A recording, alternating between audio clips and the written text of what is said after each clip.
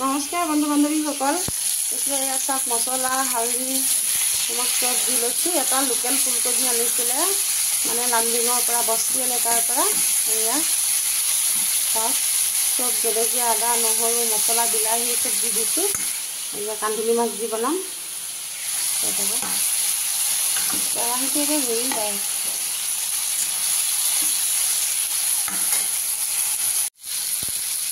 এয়া ধুনীয়াকৈ ভাজা হৈ গৈছে।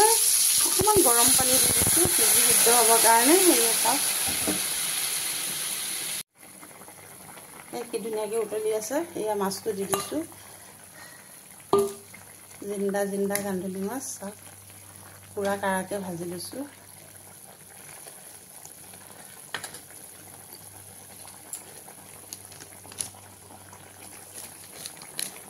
তেতিয়াহে খাবলৈ ভাল লাগিব। গতিকে ভিডিঅ'টো ভাল লাগিলে like comment follow' share subscribe কৰিবলৈ নাপাহৰিব। ফাইনেলি হৈ গ'ল চাওক।